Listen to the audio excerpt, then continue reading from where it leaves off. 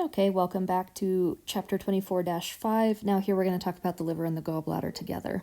They're organs that are sitting right next to each other, and so I thought this would be a little bit more appropriate. The liver is a really cool organ. It has over 400 functions, some of which we don't even fully quite understand. It's the second largest organ in the body, following the skin, and it is the largest internal organ. And the liver is one of the only organs that is actually able to regenerate itself. You can live with up to 25% of your organ, of your liver, and potentially either donate the other 75% if needed. And actually one of the first liver transplants that was ever done was done in at CU Anschutz in the 80s, which is pretty cool. So the liver has 4 lobes. You might have noticed in the cats that it had more than 4 lobes. This is correct. In the cats, I believe they have 6 lobes. But humans, we have 4. We have a right and a left, and then we have 2 that are more visible on the posterior aspect, called the the smaller one is the caudate lobe, and then the other one is the quadrate lobe. Quadrate being in the shape of a cube, and the caudate being more towards the caudal end or more towards the tail end, even though anatomically it doesn't really quite look like that. But that helps me remember where it actually is in situ. So here's a nice picture on your slide, a transverse section of where the liver is in relation to the stomach and the spleen. And then in the bottom 2 pictures, on the left we have an anterior view where you can see the right and the left lobe. And then on the posterior aspect on the right hand side, you can see the caudate and the quadrate lobe. Or lobes. You can also see what's called the porta hepatis, and the porta hepatis is kind of similar to the hilums we've talked about for other organs, except this is specific to the liver, and it consists of the bile duct coming in, the hepatic portal vein coming in, and the hepatic artery proper coming in. So if you don't remember that from chapter 21, we can quickly draw that. So here we have the right and the left hepatic arteries. Those receive blood from the proper hepatic artery, and proper hepatic is a branch off of common hepatic artery, and common hepatic, if you remember, comes off of the celiac trunk artery, which I drew as triangles. Celiac trunk artery, and celiac trunk artery came off of the abdominal aorta. Abdominal aorta. Artery. Okay. Let's talk about the veins. So the only vein we really care about here is going to be our hepatic portal vein, and this is receiving all the blood from the hepatic portal system.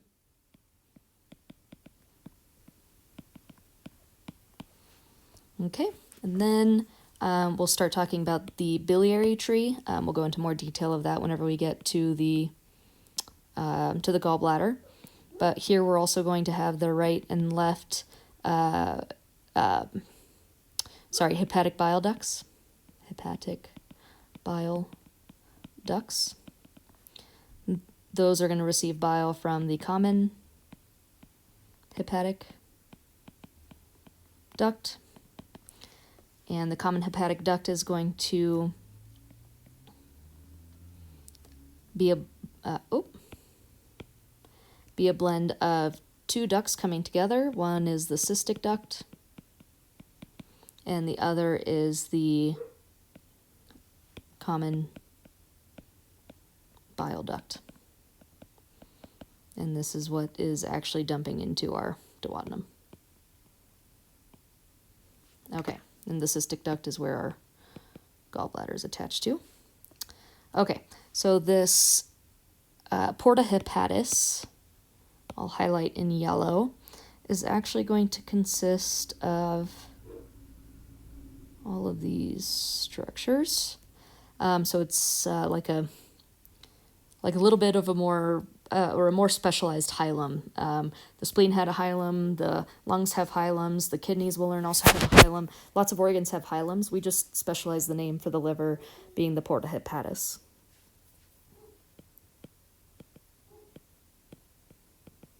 Okay, let's also talk about the venous drainage of the liver. So once all the blood from the hepatic portal system goes into the liver to be cleaned. All of that blood will dump into what we call the central vein. And the central vein will, oh goodness, will meet up eventually with the hepatic vein. And the hepatic vein is eventually what dumps into inferior vena cava and goes back up to the heart, inferior vena cava vein. Okay. All right, so that's a little bit of a review, a little bit of an add-on. Now let's take a look at what the liver looks like in complete anatomy. Here we're taking a look at the digestive system. I'm going to hide away some organs like the small intestines and the large intestine. I'm going to hide the skeletal system so we can take a good 360 view at the liver. I'm going to zoom in. I'm going to hide the parts of the stomach, or the whole stomach. I'm going to hide our pancreas. Since we're here, I think we get a nice little view of that duodenal ampulla, which is formed by the pancreatic duct merging with the bile duct. It's not labeled in the SAP, unfortunately, but you could see this kind of bulging out here at the ends of both of those. We're going to go ahead and remove these so that we can focus on the liver. And zoom out. All right, now let's look at the anterior aspect of the liver. We have the right lobe, which is a little bit bigger than the left lobe. Excuse me. We have the falciform ligament, which is strapping the liver superiorly and a little bit anteriorly. And in addition to the falciform ligament, we have something called the round ligament, which is a fetal remnant during development. So those are the two ligaments we're going to care about. Let me flip our liver around so we can look at the posterior aspect of it. You'll notice we have some more ligaments. We are not going to talk about all of those. Those are not relevant in this course. But those are also helping strap in the liver. I'm going to zoom in here. Here we go. We have the right lobe of the liver again, left lobe of the liver over here. And then in between those two, we're going to have our quadrate lobe, which is shaped a little bit more square than our caudate lobe, and caudate meaning towards the tail end. And then sandwiched in between the two, we can actually see where that porta hepatis enters into. You can see the common hepatic duct coming out there and meeting the gallbladder. Perfect. Okay, so let me get rid of that. We'll come back to the gallbladder here in a second. So, all right, let's go back to the liver. Okay, so we have our hepatic portal system. All of that blood is coming from the digestive organs, going back to the liver to be filtered, and then back to the inferior vena cava to get reoxygenated. But how is it getting filtered whenever it gets into the liver? And what we're going to use are a series of cells called hepatocytes. And this is not drawn to scale. But hepata referring to the liver and cytes referring to cells. So let's zoom in a little bit on what those hepatocytes are actually doing.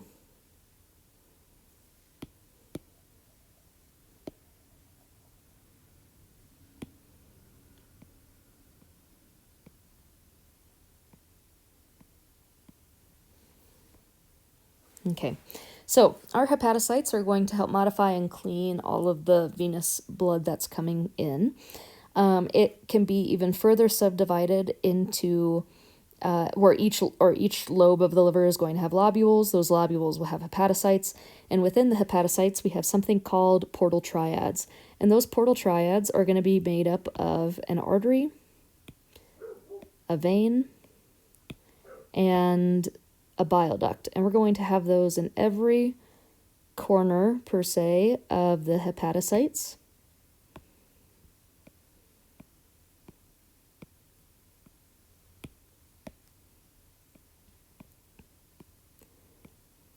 And we have 3 of them,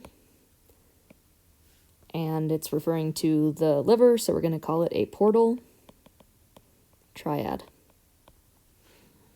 Okay, so it's an artery, a bile duct, and a vein.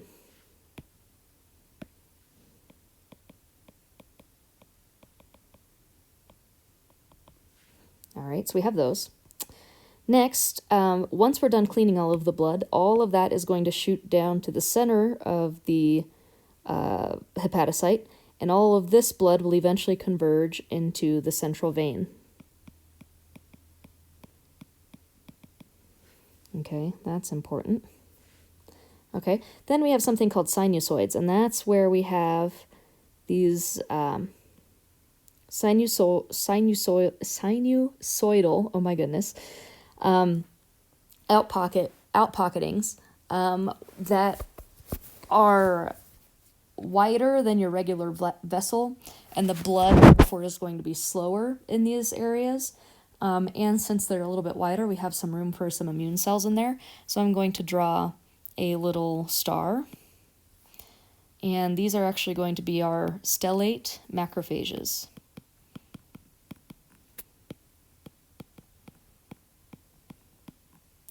So they're named stellate because they're actually in the shape of a star microscopically whenever you're looking at them. But what we really need to understand is that they're macrophages. And what we know about macrophages is that they like to eat things. So we have this isolated spot in the hepatocytes for macrophages to hang out in, waiting to see any debris and to help clean it up as soon as it sees it. So that's really useful. And we'll have these all throughout the hepatocytes. I don't want to make it sound like it's just in one area, but we have plenty of these, and so on. Okay, here's what we have a cartoonistic depiction of what we just drew. So here we have a bunch of hepatocytes. They make this interlobule. At the corners of the interlobule, we'll have the portal triads. In between the portal triads, we'll have sinusoids, and all the sinusoids eventually drain into the central vein for it to all go back into the major central vein, which eventually ends up into the inferior vena cava. So now let's talk about this portal triad and how it's talking to, or what it really is composed of. So the portal triad, let's start with the artery, is going to consist of an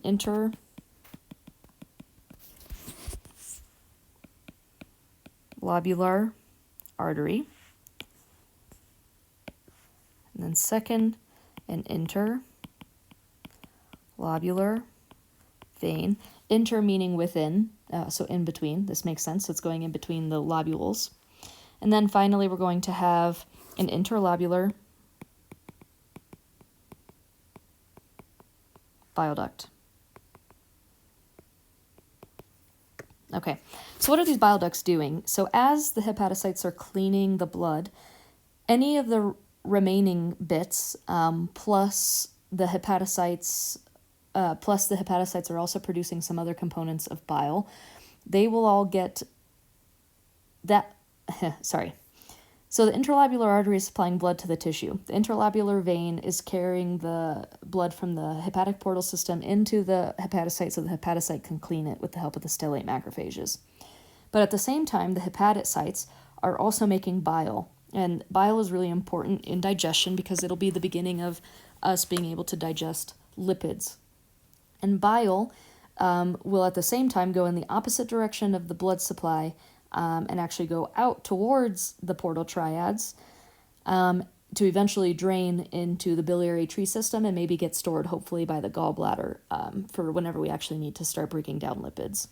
So this is, I don't want this to be a little, I'm trying to make this as least confusing as possible, but the venous blood as it's being cleaned is going in this direction, and then the bile as it's being made is going in this direction and out. So these are going to connect out to the gallbladder, and the central vein is eventually getting us back to the heart. So these are both happening at once. So the hepatocytes have a really big job to manage. All right, so how do we actually make this bile? Here I have it listed out the order of ducts we travel through as we're making bile. So we start with bile caniculi, which are closest to the central vein but heading towards the portal triad. Then we end up in the bile ductules. Then the bile ductules meet up with either the right or left hepatic ducts. Then the right or left hepatic duct converge onto the common hepatic duct, like we drew up here. And then the common hepatic duct will meet up with the common bile duct and the cystic duct. And some of the bile may get stored in the gallbladder, or some of it will stay down in the common bile duct, which we'll talk about here. Here's a nice picture of what's going on. So let's start with the top right picture. This is similar to what we just saw in Complete Anatomy, where we have the liver up top, and then we have the gallbladder, and what they did was they removed a wall of the gallbladder, and they're trying to show you the ciliary tree and what's going on there.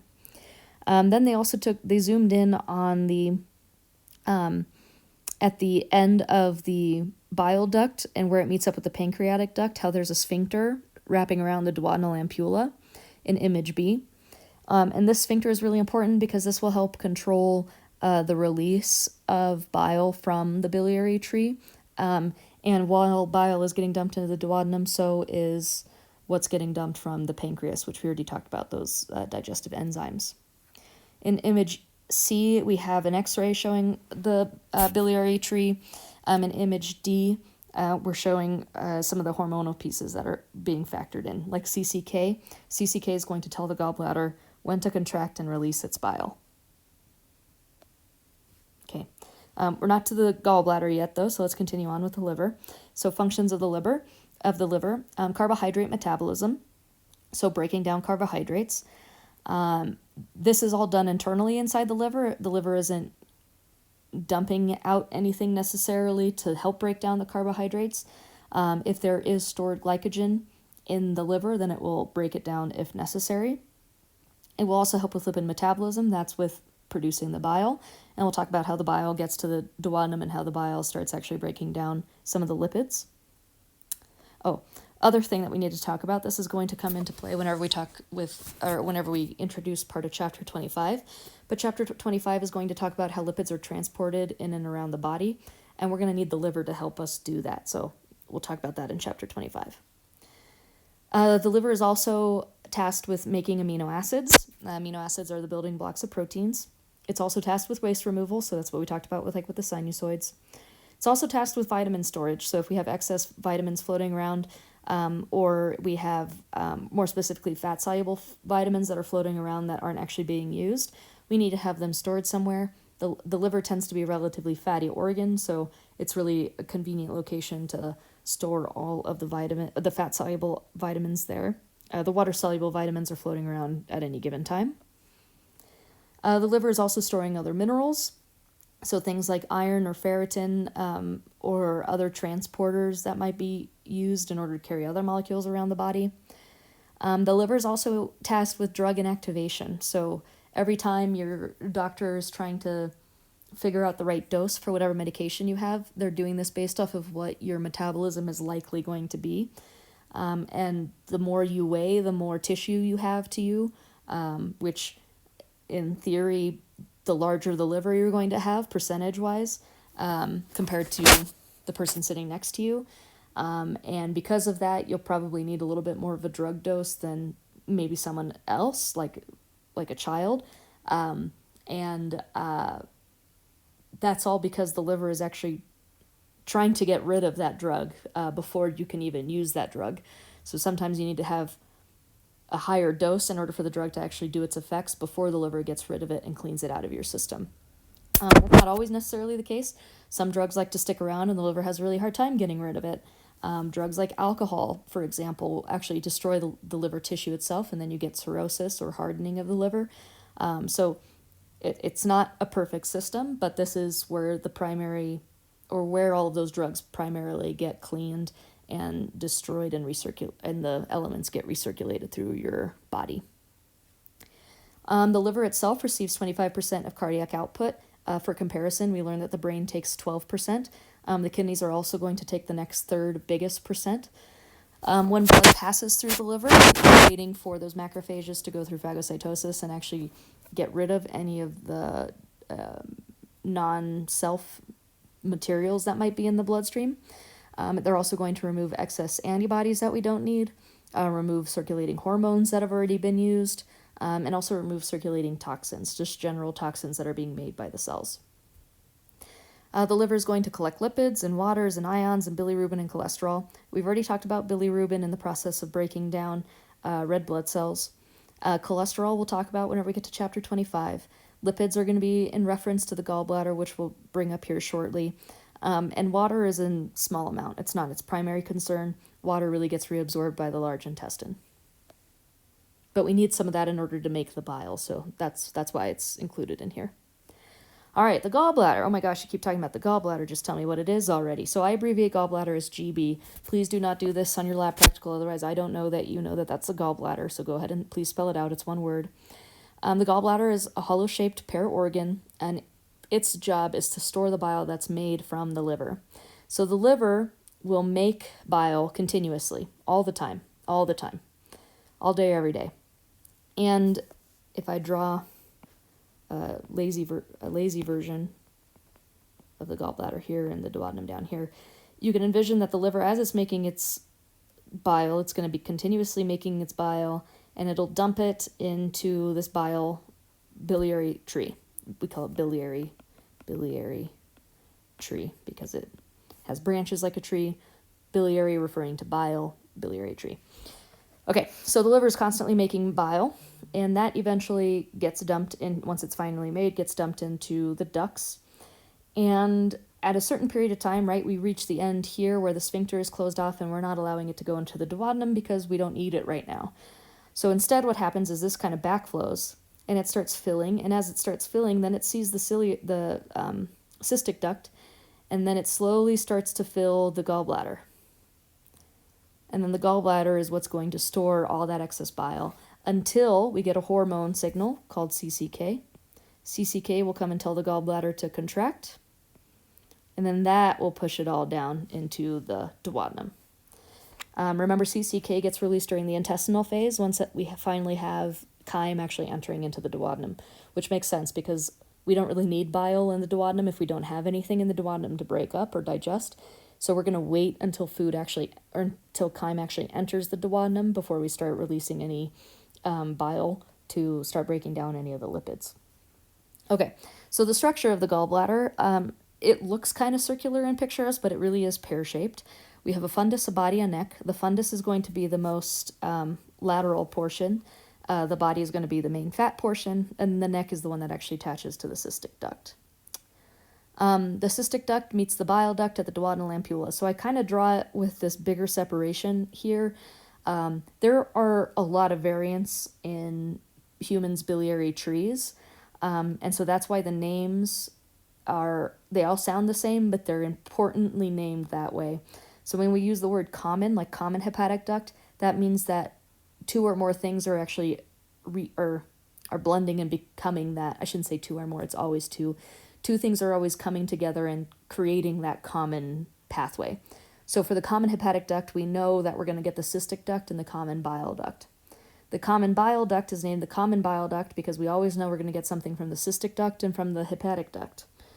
Now, are the names always common? Not necessarily. It depends on what your biliary tree looks like. If you're interested, I'm happy to share with you the anatomical differences or variances. But for the purposes of this class, we just need to know what the majority is, which is this.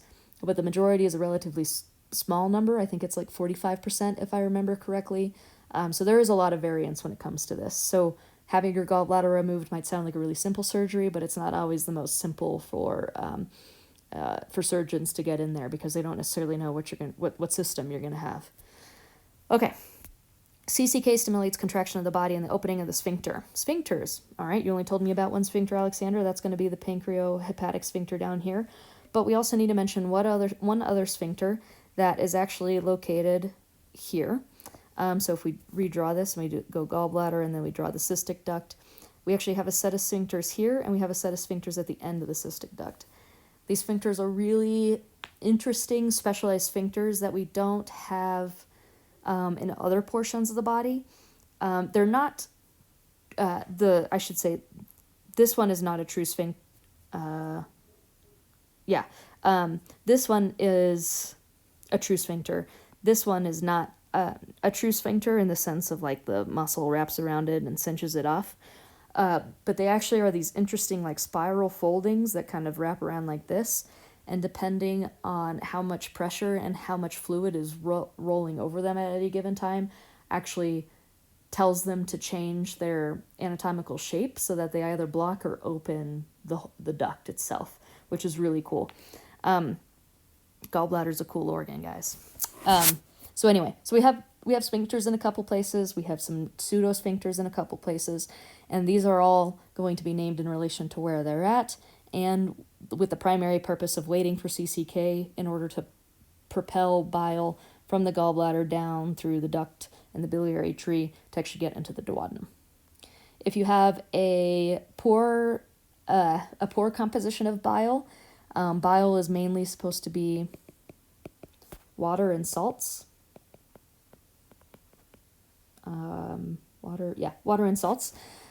So if you have a poor composition of this, maybe you have too much salt to water ratio, you'll end up with something called cholecystitis or gallstones. This is where if it gets really, really bad, you might have to have your gallbladder removed, or you might have to pass them one at a time, which is going to be very, very painful. But cholecystitis it's kind of ugly. They look like tiny little stones, and that's exactly what they are.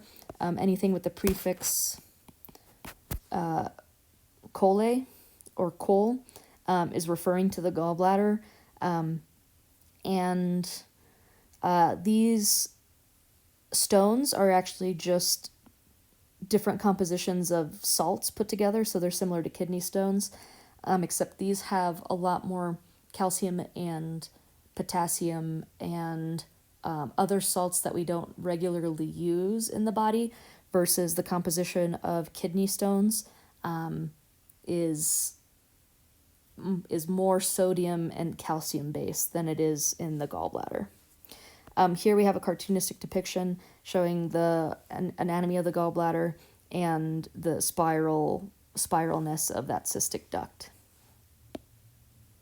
Okay, before we move on, I want to go back to the Complete Anatomy app, and let's go ahead and remove part of the gallbladder so that we can take a look on the inside of it. Remember how I said we have those interesting sphincters that are not true sphincters, but they look like sphincters. Those are going to be, we can't identify those up here specifically, so let me highlight with a pen. Those are going to be right in here. 1 and 2, and then there's some additional ones down the cystic duct as well. You can appreciate that the gallbladder is green. Bile tends to be a relatively green color. You can also appreciate that it has its own, we're not going to call them rugae because they're not called rugae, but they serve the same function as the stomach, in that they allow for a large expansion. So if we haven't eaten a fatty meal in a really long period of time, we can store that bile for a really long period of time if we have to. And then eventually all of that will get sent out if CCK is present. All right, that's all we have for accessory organs. Now we'll move on to the small intestine.